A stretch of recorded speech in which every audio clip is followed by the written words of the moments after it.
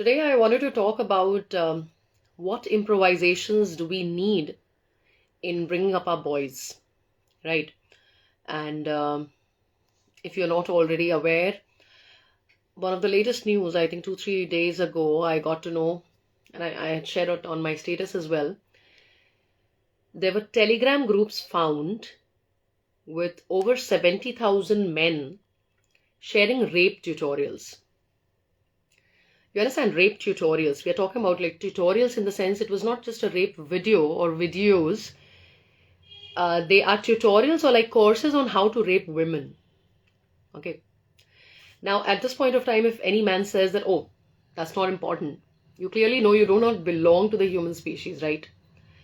And as a past life regression therapist from the very beginning, let me tell you that if you are a man in this lifetime and you're doing all those kind of jobs, all those problems are going to occur to you, like you will be the receiver of it in the next lifetime. So, we all look like a particular individual or a character, a man or a woman or whatever, coming from Hinduism or Islam or whatever in the present lifetime. This is just like Shakespeare said, all the world's a stage and all the men and women are merely players, okay? You are going to change sides. This lifetime you're a man, next lifetime you're a woman, this lifetime you may be a Hindu, next lifetime you'll be a Muslim or a Christian or a Sikh, you don't know. But anyways, it's not about talking about that will have to suffer what you're doing in this lifetime. The idea is to bring about the much necessary balance which has been missing for thousands of years. Okay? Do you understand the impact or the idea or the depth of 70,000 men sharing rape tutorial video?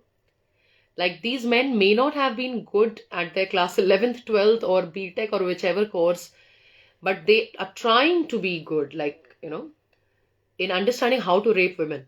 In fact, there were sites, like, online websites that they provided in the same, from where could sedation be found, like sedatives, so that the woman in the household, you know, she could become unconscious. So they're trying it on the women of their own households. Now, for thousands of years, it is already known that women have been taken, like mistreated very badly. For all those people who just want to close their eyes and say that we need equality in the sense that men are not going to pay the alimony and things like that, let me make a few things clear before I come to, what I'm trying to say. So, if you ask any woman who's going to be like as open as me, let me tell you, inside the household itself, not just in your in-laws' place, within the house you're born, you always have some male relative. It may be an uncle, it may be a cousin, it may be, anyone. It may be your father's friend or whoever who always looks at you in a bad way. And there are also people who threaten the girl after misbehaving with her. They tell her that if you're going to tell about this to your, parents or something, I'll do something of. So from early childhood, girls are undergoing this. I'm sure there are some boys also who are, manhandled. But girls are at a higher risk. And I'm a mother of 2 boys. So obviously I do understand that boys are also at a risk, but then please understand that who is putting them at risk? Men are putting them at risk as well. So men are the people who are culprits. I'm not saying all men, but these abusers are men only. Okay. Of course, I do know that there are women also who are mentally challenged, just like these men. But the number of mentally challenged in terms of sexual assault, men are at the highest. And this needs to be taken care of. We need to challenge and we need to question this entire notion. We need to do something about it. So for centuries, this has already been happening. Like, when the Britishers came, they made the rule that, we are going to give education to Indians so that they become our servants. So the present education system is still going according to the Britishers only. Not a lot has changed, which was only meant ki inko English sikhao, like let them learn English and let them just understand what we are telling them, because we don't want them to become leaders. The education system till date is going according to those things only. And teachers who try to empower the children to be able to practically understand the subject are very few. Okay. I was just watching, one of the, I don't remember, it was the third or the fourth part of Harry Potter. And in Harry Potter, it showed that, when the government takes over because of some reasons, the government starts making so they used to teach magic in that particular school, right, where Harry Potter went. So um, the transformation in the syllabus was that they would read about magic instead of doing magic. So the same thing is actually happening within the Indian um, education system. We are learning about things. We are not doing those things. Instead of, doing things which are really relevant in your life, which are going to help you in future, we are learning things like Pythagoras theorem. And I don't know why we are learning up things which are not actually going to help us in future so much. Instead of learning banking or financial intelligence or meditation or something that contributes to your future. In the like manner, why I talked about education was to give you a firm foundation. So the Britishers misused their power for um letting the Indians become weak. Okay, so they hit hard on the foundation and they let the Indians' education system or the Indians' mindset and everything go low. Okay, and the same thing goes with the way men have dealt in patriarchy. They have made rules that a man can have a harem, thousands of wives. Or if you don't talk about say कि Hinduism ऐसा कुछ नहीं है. Please, Lord Ram had three mothers. Okay, Lord Ram's father had three wives. Okay, and then there was a concept of Vadhu, which is not generally talked about. Vadhu used to be girls with whom the king could, be intimate anytime he wanted. So when he wanted, change, okay, I don't want to be with my queen today, let me have one of the vadhus. Okay. So women have been thoroughly manipulated, violated, and manhandled throughout centuries. Now that women are becoming empowered, okay, like now that women can leave their husband's house and say, I'm going to have my own life. I don't even need your alimony, dude. Even though I've done everything, I have surrendered and given you everything from my half. I gave up my job, I gave up my existence for you, and right now you're not even ready to give alimony, it's fine, I'll just move ahead. Or women who are saying that I'm not going to get married only, and women who are saying that I'm not going to get married with dowry, things like that. Women are becoming financially intelligent and financially responsible. They are earning a lot. They are buying their own houses, which is only 1%. Please know, 1% property belongs to women. Those are the things, maybe, you can go through my all the content that I share, you'll come to know a lot. Okay. So when in these situations when women are actually becoming not just responsible but even powerful financially, this kind of a news that 70,000 men over Telegram shared rape tutorials is big news for a sensible person. Okay, it shows how toxic masculinity still wants to hold down women. Okay, like for past centuries women were muted. Women didn't know about their own rights. Women didn't have the intelligence or the courage to fight back. Now that women are fighting back, you want to put them down in other ways. That's one thing. Like, okay, you are not happy with being on equal terms with women, where women thoroughly deserve to be where they are. Second thing, what it says is the fact that, you know, um, men are not understanding that they are going to suffer themselves when they do these kind of things. You are looking at another human being from your species only as a substance or as a thing. Okay, so you are not considering the other person as equal or the other person as a living being. You are denying that, you are giving them subhuman existence by learning how to rape women at your home. This is a very, very big issue. If it has not, like, really, if your mind does not question this, or if you think, okay, it's fine, you are an animal. And I'm sorry to say that animals are better than you. Okay. So the second thing is to be able to understand that your value system and your judgment has gone to the dogs. Third thing, again, coming back to the idea that this is not in favor of men also. Because you know what? Like, when we learn about the old, the mythical stories where the Apsaras used to come down, for those yogis and those people who were meditating for years and years, and they could reach up to such a higher limit and they could gain divine powers, then the gods, especially Indradev, used to send Apsara to distract this yogi. Now, why were Apsara sent to distract the yogis? Because it was very well known that women could distract men. even the man with the highest consciousness could be distracted because of a woman. But guess what? We know more of enlightened men than enlightened women. Okay? Because first of all, women did not get the opportunity to leave house. Okay? Even though Ma Sita was banished all her life. Lord Ram had 14 years of banishment. Okay? He came back. Ma Sita did not have, she had endless, you know, um, endless hellish existence, so to say. But when she went away, she was already pregnant. And even in that situation, when she was banished, she gave birth to her children. So wherever a woman goes, she has to take her kids also, right? And you see more of single mothers than single fathers, okay? Don't try to manipulate. Please go on to the data and find out there are more single mothers than single fathers, okay? And so to say that there are more awakened men because Gautam Buddha could walk out of his house, okay, and leave the child behind for the wife to see. But wives cannot leave the child behind for the husband to see because they know that the husbands are going to do a sloppy work because they have learned nothing since childhood.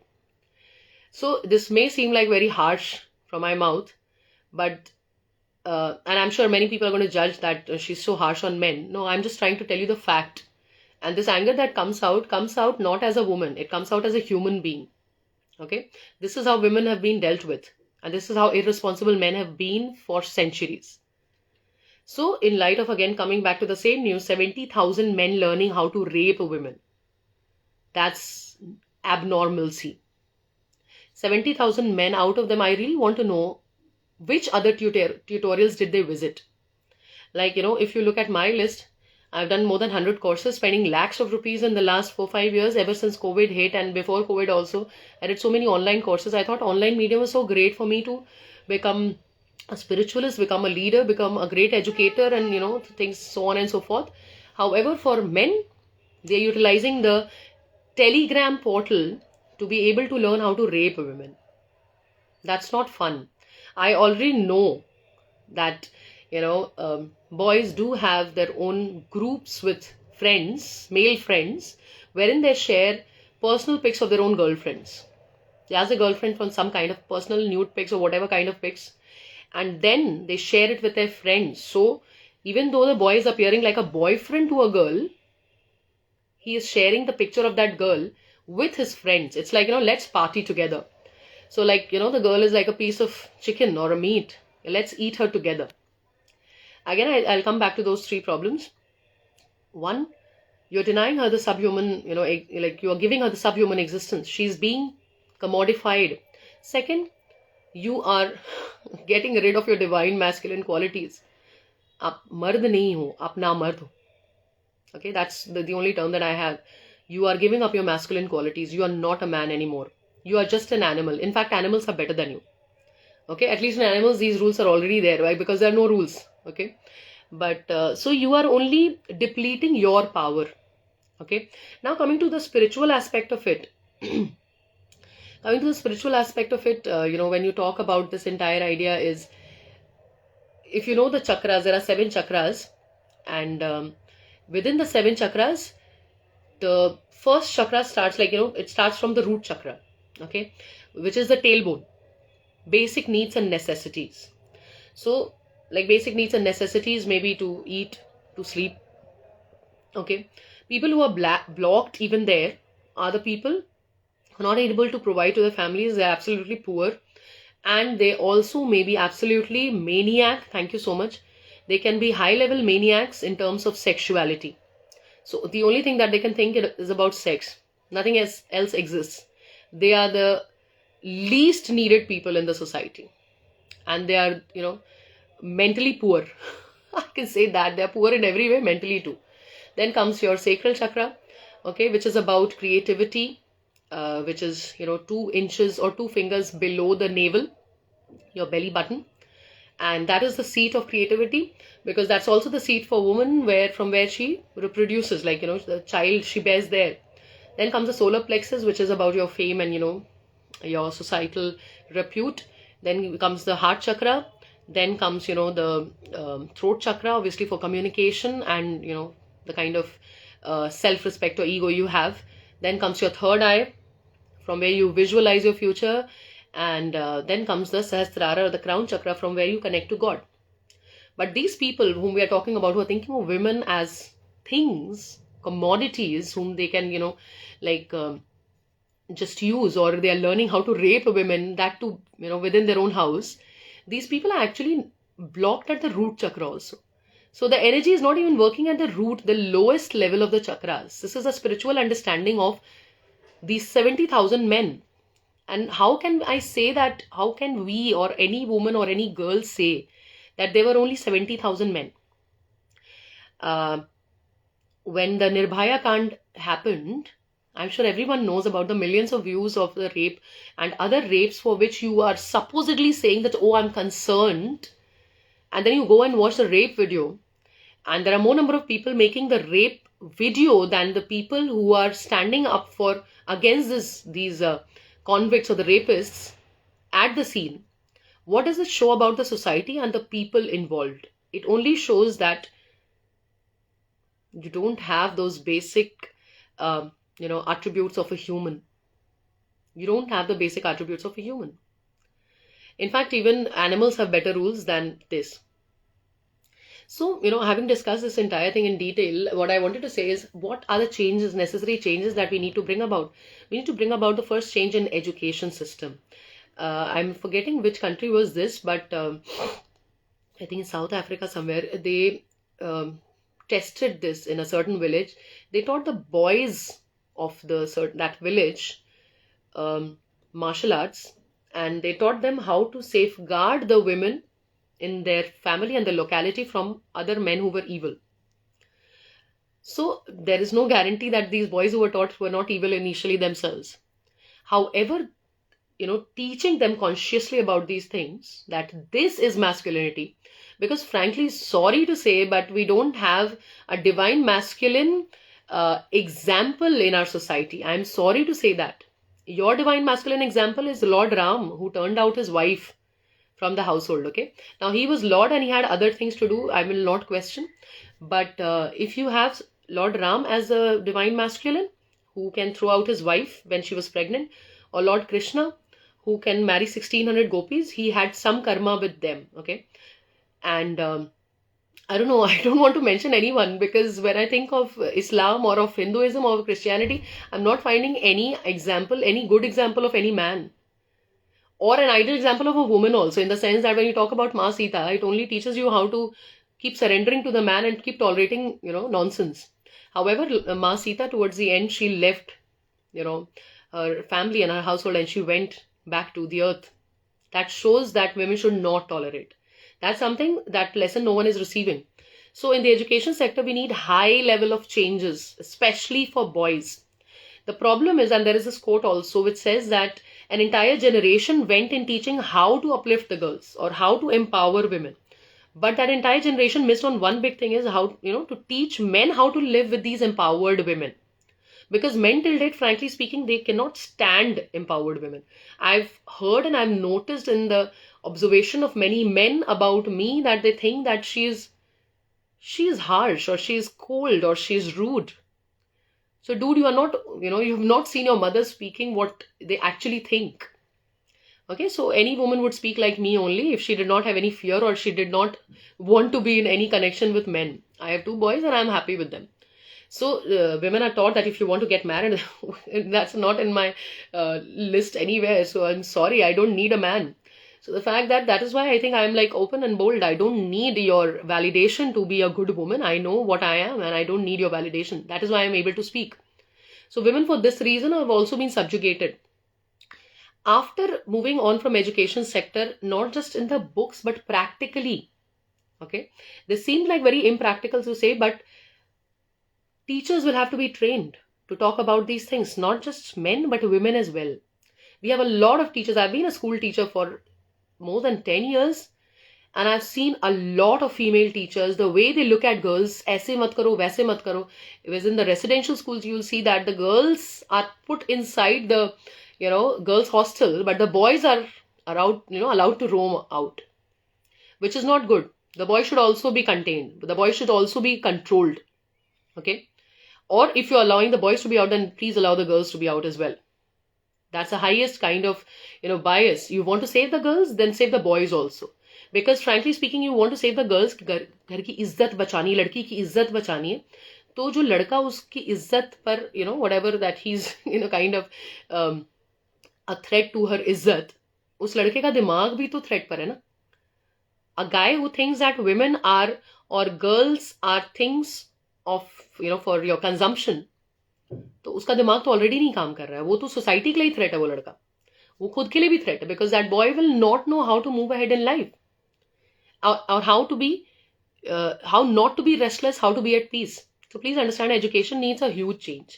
Now, of course, education needs a huge change, and I'm looking at the present parliament, I'm sorry, the cabinet. I don't think there's a lot of change that's going to come.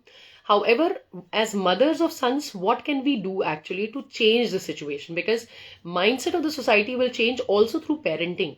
There has to be a double layer, one education and the one parental. What can we do different with boys so that they learn, how to be respectful of women? It's going to be a slow process, but it's going to be a sure process. So first of all, I think I would want to talk about the fact that men have been dealt less with emotion. Okay. And it doesn't even come to them automatically, unfortunately. So they will have to be dealt with yin qualities a lot. Like how I have brought my sons is the fact that ever since childhood, I understood that I have to take care of them alone. Even if there is someone in future, like, their father, if he takes upon any responsibilities, the entire parental responsibility is on me. Okay. So when you are being disciplinarian kind of a parent, you also have to remember that you must say I love you to them at least 4 to 5 times every day, and must hear it also from them. Because frankly speaking, as a girl also growing up, I think emotions was the last thing I could express. That was something with our parental generation, like expressing I love you and saying all these things was very difficult for us. We could not imagine saying I love you. So I took this burden off and I taught my kids to say I love you from the very beginning of their life. Give them a hug. Touch is another important factor. I'm sure everyone knows that one of the major problems in marriages is related to, the touch relationship. Because one of them may not have been in depth with it, or may have some kind of problems with it. That's one of the major issues in marriages. So let your child be open to touch, to a good touch. So when you show them what is a good touch through hugging them every day, or through touching them in other caring manners, or allowing them to, like I remember last month, my son came back from school and he's 11-year-old and he looks like a young boy now, and he was sad for something. He came and he said, Mama, I need a hug, and then he hugged me. Okay. So the idea was that, make your boys also like open to love, open to touch, open to expression. It may seem very small. It's a very, very big step, because if you don't start as a mother or as a father, then it's very difficult for them to learn later. Right. Another thing that boys need to be taught, and I think this is also something girls need to be taught, because unfortunately we have mistaken this idea, and I belong to that generation of mistaken idea. I never went to the kitchen ever in my childhood. Once I remember my mother had been out, so I cooked, and I cooked very well. But I never wanted to accept that I'll have to be in the kitchen. Okay, I just hated the entire idea of thinking of going to kitchen. And I'm very thankful to my mother, because she thought that education comes first. Okay, for them that was something which was a newborn thing, like, okay. But I think the latest thing that I've understood about becoming independent is that you need to do household chores, you need to do kitchen work, and you need also to be financially intelligent. So how I go about financial intelligence is like, I have this entire list of things that kids are going to do. Okay. And obviously initially I had a big time struggling with them, that they're not doing the work properly. Like, one takes care of the bedroom, the other one takes care of the drawing room or the dining table, or like putting the clothes on the line, and watering the plants. So there are all these lists made, and as a very minor sum for finishing of the duties of every day. Okay, so 10 rupees per day, like you did so much of work, 10 rupees. Then for foul language, -1, things like that. So for this kind of a behavior, who hit first, those kind of things. Minus, of course, it needs a lot of intervention of the parent, and one parent has to be always, you got to be organized. It will take you one full month to think about these things and work it out. But this way, when you give them like 10 rupees, and in 1 month they are able to earn 310 rupees or 300 rupees, and whoever saves more money after 6 months will get 1,000 rupees extra. Okay, so this entire idea, how does it help? It teaches financial intelligence, the idea that, if I do hard work, then I'm going to get the money. So there is work and money balance together. Second thing, if I save enough, I'm going to get more. Okay. Then apart from that, the idea, the good thing about keeping the house clean, getting the kids to keep the house clean, is the fact that kids learn not to dirty it also. Like previously, my kids used to get into painting and then destroy the entire house, and I would have some paint on the walls also, and then pieces of paper here and there, and I had to get hold of those pieces. Now the difference is that they do the work and they also keep things properly. Of course, it took them a long time to be able to keep it as properly as I want it to be, and till date they're not doing it as well as me, but they're doing it. Like, they're not going to live like animals behind my back. That is what I'm like happy about. Unfortunately, there was this video, there were two videos. A certain company or certain group of people, they did this research, not research, like they did this experiment. They got, I think, 20 girls to live together in a house. Okay. For 10 days or 20 days or something of that sort. Okay. There were food items already there, and they could also order and things like that. So when these 20 girls lived together, extreme level of love and leadership, everything was shown. Now that is shown also by experiments on the brain of men and women. So women's brain are highly organized. Okay. So there would be a leader, and she would say ki aaj ye khana pakayegi, and she was going to do the cleaning, and they loved each other so much. One of them was crying. Another girl went and took care of her, tried to heal her from her problems of missing the parents. Just after 1 week, the same house was organized for 20 boys. And I don't think I need to say what happened. There was entire chaos. And the boys would not cook ever. Okay.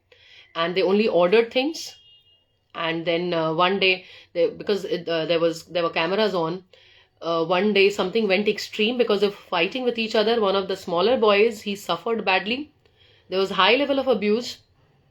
And when they went out, when they left the house after 20 days or 10 days, whatever it is, the house was in the worst position possible. The walls were all dirty. So that does not mean that if the, basic instinct of boys is to be in chaos, it does not mean that, oh, it's all right, he's a boy, let him do that. No. We are civilized creatures. We need to bring up our boys also as a civilized creature. If he doesn't know that in his childhood, you got to teach him. Okay. And as a parent, you cannot just shy away from your duties, whether you're a father or a mother. As a father, your best duty is to take care of the mother, to show concern and respect and love towards a mother. And as a mother, you must take care of the child and teach him all these things. So even though this is like jag zahir jisko bolte hain, whatever, like worldly, like the world knows about it, that the boys are not like basically like that, then that does not mean that you stop there. You got to teach them. And the girls are also very emotional. You got to teach them financial intelligence. You got to teach them independence, and you got to tell them what is good touch and bad touch.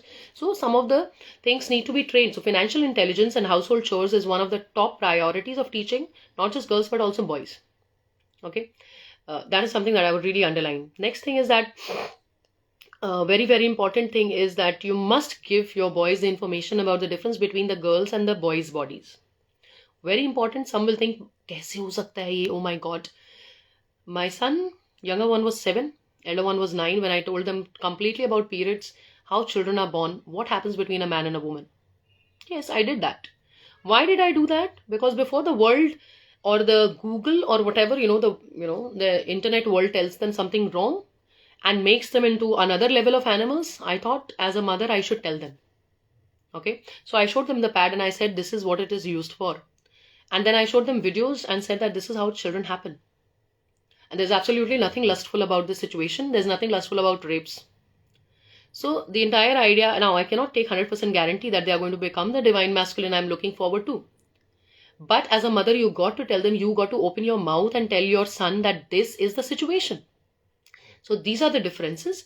And this is how the woman's body is different. And you must respect this body because this is the body you come from. This is the body, even if a woman doesn't give birth to any child, she bears that pain all her life through periods. Right? So the woman's and the man's body is meant for different things. Now, we want to think that we are more intelligent than God. That there is something which is above humans. There is something which is running the entire universe. Why are women's bodies different and men's bodies different? If women are supposed to be giving birth to children, then there must be some duty men have, right? Okay, so men must be having some duty, like, building up the house. Okay, that muscular strength. And I know that, um, men are so strong, muscular. But I'll tell you frankly, there was this video I was watching and I was thinking that, okay, I'm not the only female who thinks like this. There was this video in which it showed that the mother is coming, and that was not even, I think it was American or English video. And it was just shown, like, it was not made on purpose. It was probably through some spy camera or whatever. The couple is coming down from the car. Okay, they're coming out, and then there are two kids. The mother is holding one child, like, because the child is like 1 year old or something. She's holding the bag of the child. She's also holding the other child, and then she's also having a packet. What is the father doing? He's just getting out of the car comfortably. Even though he was not an Indian man, he looked like an Indian man, as irresponsible and useless as, any other man. So, and then she fell down with both the kids and all the things. So men got to realize that even if the woman is more educated than her, he got to do something. Please be of use. Like, if you want to understand whether your household is running on proper gender sensitive and gender equal way, pay attention to one day of your entire house. Especially if your mother is working. Look at the house. Who is the person who's doing all the work, and who is the person who's holding the mobile in his hand, and who is the person who's watching the TV all throughout and appearing, oh my God, don't talk to me, I'm tensed. Who is that gender? Which gender is that always has, heart attacks and commits suicide, versus who is that gender that has tolerated so much of nonsense through centuries and is still paying attention to, let me give birth to children and let me also fulfill my dreams. That is not, again, getting back to criticizing men. Okay, I'm sure God had some great intention in making men and women. But are we actually taking care of that through patriarchy? No, we are not. Patriarchy is equal to rape mentality. I'm sorry to say that, but that is the thing. In one of my posts, I had shared that rape mentality is all those people who are learning the rape tutorials, how to rape women, all those people who watch rape videos and, who think that it's like something interesting, all those people who are watching porn videos, all those people who ever thought that women are sexual objects, she's so hot, whoever thought like that about their classmate, their teachers, their aunties or whoever, okay? And all those people who are talking about these nonsensical jokes, these non-veg jokes, all those people who listen to their own group members or their own friends speaking about women like this and keep shut, even they contribute to the rape mentality of patriarchy. So that is what is rape mentality, is equal to patriarchy. Coming to the next point, what we can teach our boys or girls is, how to be an ideal man. And that ideal man should not come from your frustration as a woman. I have seen, one of my mentees, she had taken like 1 year of thing, and then she started showing how to change. In the last 2 years, I have known her, and only by July or August, I really thought she started changing. She was a single mother of 3 boys. And she would say कि 3 बच्चे पैदा हो गए, उसने मेरे को छोड़ दिया. But the fact is that, as a woman, you need to start off with the idea that you have to understand, I am a mother of 2 boys, a single mother. I have to understand that if I did not speak when I was supposed to be speaking, it is my fault also.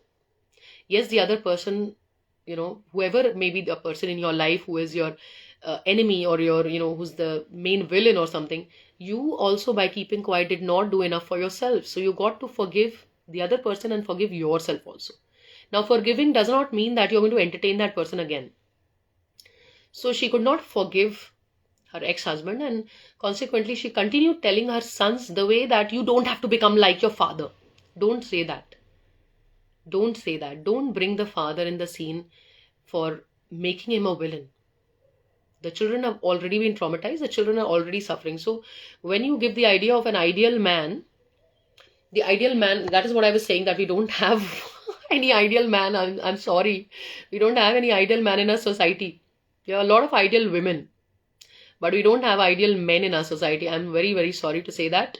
But when you talk about an ideal man, tell your boy that ideal man starts with a very, very good human being and with an independent human being. And as I've already said, talked about household chores, financial intelligence, responsible, who knows the woman's body and the man's body, who knows the contributions of women. And when you talk about the ideal man, you talk about what should be the contributions of an ideal man. Very important. Please discuss these things. And, you, when you are tutoring your child as a mother, please always remember, don't become the same kind of mother like your mother-in-law. I have seen a lot of women say that इतना कुछ तो कर रही हूं मैं, okay, and then they become the same person like their mother-in-law ki wife is less important. No, wife is very important. Let me also tell you one thing. I watched one of the worst movies ever, Animal. Most ridiculous movie, all kinds of unneeded scenes, and so I watched it in 45 minutes. I like ran over it. Towards the end, there was only one scene which I found sensible, was the last scene. Okay, wherein Ranbir Kapoor is talking to his father and he's saying that, okay, let's forget about everything. The father has been diagnosed with cancer, and he says that let's think, talk about one thing. And he says, let's, repeat or kind of dramatize that scene on your birthday when I was in class fourth or like something of that sort. Okay, I think in class fourth, and you had booked us our tickets of Michael Jackson. There was a show by Michael Jackson, and you had booked our tickets, and it was your birthday. I did not go for your birthday, and you did not come on time. And then when he said that I will be the father, you will be the son. So you just keep saying Papa, Papa, Papa, Papa, Papa, and I'm going to act like you. So when Anil Kapoor, who was the father, was saying Papa, Papa, he was all throughout saying that Chup raho tum. Okay, and he kept shouting, and I'm struggling this, that, and the other. That was something that really made me cry. And I learned a lot of lessons out of that scene. One, that fathers really need to take out time from their busy schedules for their children, especially the sons. It is automatic for any child to look up at the same gender parent and want to be like that person. And the second thing that I learned was, whatever I may do for my kids, I may have given 200% of my entire identity. I may have surrendered my life, but I'll always remain just a mother. That is, I'll always contribute only 50% because I cannot become their father. That's one reality every mother should accept. You may give them a Ferrari to go in. You may give them the best school, the best of clothes, whatever they want in their life. But you'll always be a mother. You will not be their father. That's one thing I accepted. I cried a lot over it. You can never replace a father. Okay. So know that you are the mother and you are only giving 50%. Yes, give 50% at least. Okay. So in his life or her life, you're contributing only 50%. That's a very, very big learning. But know further that there will be someone who will be his wife. Don't be the villain of his life. Don't be the villain of your son's life. And I've seen mothers not listening to their sons when they are talking about, there is this girl, and the son's actually not saying. How I go about things is that I remember we were in a mall and there was a girl who was kind of older to my elder one, and she was still looking at him, like consistently she was looking at him, my elder one. So I teased him, ki kya baat hai? So he obviously blushed. But what happened because of, my consistent friendly behavior was, my kids share as much as they can about their life with me. As much about their romantic interest in life, which may grow some kind of, sometimes it grows awkward. Sometimes it grows boring also. But at least they have someone. This entire idea, you must keep on telling them after every 7 days at least, that one thing, that when no one will stand beside you, I'll be there. Even if you've committed the biggest crime, let me know. Even though you're also carrying on discipline on a regular basis, you are disciplined with your son, but after every 7 to 10 days, you must remind them that maybe the world will not be at your side, I will be. Okay, because unfortunately, if you look at the present situation, the boys are being brought up a boy becomes 11-year-old, I think this is an unspoken thing in the society. An 11-year-old boy should not be sleeping with the mother. That's the unspoken rule. And what happens then that, you know, when a girl grows 11-year-old, she's still in I love you, mama, I touch, and she can hug the mama, and the mama becomes distant with the boys. So I've not done that with my own boys. And then the boys take company of their friends, and the friends can tell them BS. The friends can misguide their mentality towards nonsense. So save your boys from there. Tell your boys which kind of company is good, which kind of company is bad. What can boys do? Where can boys go wrong? Okay, I'm not trying to say that become their 100% friend. No, I'm not trying to say that. You got to have a line also, and let them also have their own set of friends. Okay, but you got to, let them know that we are very friendly also. Okay, at any point of time, you need someone whom you can trust. I am there. Because we keep asking, as a generation, the previous generation, when we were kids, I don't know, maybe this generation also, because I've seen my own generation parents also. I've been a teacher and I've seen so many useless parents who only expect from their kids. बच्चे को अच्छा character का होना चाहिए. The child should not involve in any romantic, connection. The child should always study hard. The child should do this, the child should do that. And we are just going to provide you with the basic necessities of a good school, maybe good clothes and good food. That's it. So please, there are more. You need to become trustworthy to your child also. Please realize, just giving birth to your child and throwing your money on the child is not enough. You got to be a trustworthy parent. Your son should have enough trust in you that if he comes and tells you that I really like this girl. So I would not, deny saying that I have also like kind of been a friend and told my child that, oh, that girl is like, she studies, she's a topper. To even get her, even get her becoming interested in you or talking with you, you have to be another topper or at least doing good in that subject. Of course, then he lost interest in that girl, but he started studying at least for the girl. So these kind of situations will happen. You need to be a parent of trust. You need to be a parent who's friendly. And, that entire idea that you got to know when you need to step back. Okay.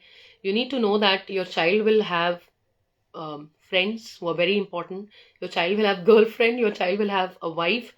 And even if you do 200% from your side, that will only be 50% as a parent, because whatever may a mother do, the father is also always there. When I think of my parents, I've seen my mother work a lot. I've seen my father also providing us in manifold ways. Obviously, I love my mother more. But the fact is that if I talk about the importance that I give to both of them, it's 50-50. Though my mother has done much more, every mother has done much more. But most of us think that the father and the mother are both as important. And that is the reason you are a mother. You got to remember when you are bringing up your child also. So apart from all these things that I talked about, the last thing that I would want to say is that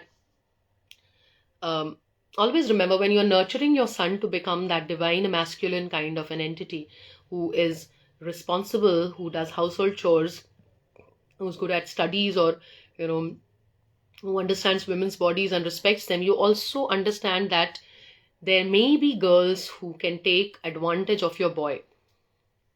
Yeah, I've had, in my generation, I've seen women being the one who took advantage of another guy. You be clear about that also. Okay. And that is why I said the communication needs to be so clear, and you always should be there present in front of your boy, so that whenever he has any kind of, because there are girls who have some foolish ideas about boys, foolish ideas in the sense that, when you go out for a date, a boy and a girl, there's a boy who should pay 100%. I do not abide by that at all. I do not abide by chauvinism, by the entire idea of chivalry. Chivalry says that, the man should pay and things like that. I don't abide by that at all. I'm sorry. Unless you become a husband and wife, and as a wife, she's taking care of the household, it should always be 50-50 even on a date. That's what I think is correct. That is called feminism. rights to equal opportunities and to equality and equity. Wherever one requires help, that person should be given. Now, a wife has 100% right to ask for alimony after divorce. She absolutely deserves it. You know what a woman gives her? She leaves her family behind to come and live with you. She also sacrifices a job to be able to take care of the entire household. She gives birth to your children. Her career is suffering all throughout. Okay, she could have been an entirely different identity if she had not married you. And then, as a man, you said in your Saath Vachan that you're going to take care of her entirely. You also took her money. She's going to take care of your child, give birth to the child. Giving birth to every child means lessening 10 years of your existence. C-section, by which the children are born, is a major surgery, is a life-threatening surgery as well, if you didn't know. And a normal delivery is so painful, equal to 21 bones breaking. So when she did all this, and then there is a divorce, she deserves as much alimony as is needed. Okay? So she had left her entire identity behind to be your wife. She deserves that. Okay? But the fact that, when you talk about girlfriend and boyfriend, I don't think that, it's the boys who, and I've seen it in many Delhi University colleges, and I would not name those colleges girls' colleges, wherein they have this idea that, okay, you go out with boys, but that is kind of a business deal, no? It's a business deal. I'll go and I'll like make you happy in another way. And then you give me gifts and you give me whatever. That's nonsense. That's again against feminism in a way, because you are treating the woman's body again as something like a commodity. No. So please teach your son also to how to deal with these kind of girls. How will that happen? Is, when you can be in constant communication and you could know the initial communication, then you would be able to know if he is dating the right girl or not. Let's accept that you cannot stop your boys from dating girls or from getting attracted to girls. That's absolutely impossible. The only better thing in this would be that you at least know about it, okay? Like, he will do it without telling you versus he can do it telling you and discussing with you. So obviously the second choice is better. You should not become like, parents of our generation, wherein we were told that, if you want to have a love marriage, I'll kill you. It's better that you get killed than to have a love marriage. You obviously don't want to take it to that. So it's better that you be in communication with the boy to be able to tell him that girls can also be like severely impaired in their mind, and they can have some really, really bad ideas about men. And obviously, because I remember my 3-year-old child, elder one, he had a best friend, and he really, really was fond of that girl. And she was angry on him. So because she was angry, he kissed her. 3-year-old child, 3-year-old boy kissed a 3-year-old girl. And this girl slapped him back and said things which scarred his identity. Now, the girl was not wrong. The girl was taught the right thing by the mother, that boys can be mean. Boys can take advantage of you. Good touch and bad touch. But what happened to my boy was that he came and he burst into tears and he started saying that, Mama, I'm not a good boy. Ye, wo, 3 saal ka bacha, you can understand. So the idea is that boys also have a heart, and please nurture that heart. Okay, you may have been shown a different picture, but that picture does not just exist because of psychology, it exists because of sociology. It exists because of patriarchy, and as parents, we can change that picture. Whether education system is going to take any initiative on that, I have no idea, but as parents, we can definitely start on that. I think, and apart from that, obviously meditation, journaling, all these things do help to declutter the mind. Meditation helps you calm down the thoughts and then decide on life clearly. And that's not just for boys, but also for girls. And even when you journal your thoughts, like let's say you give one full, like hour or half an hour, even 20 minutes, you just journal what you're thinking or whatever happened throughout the day, you will be able to see a pattern of what is happening right or what is happening wrong, what should you be nurturing, what should you not be nurturing. I think that's something which is helpful for both boys and girls. More for boys, because boys are more worldly, or they have been brought about to become more worldly. Consequently, they are not in touch with their own spiritual side. They are not in touch with their own emotion side, which can come out decluttered if they do meditation and journaling. That's it for today. Signing off, Aishwarya Sinha. Thank you so much. Namaste.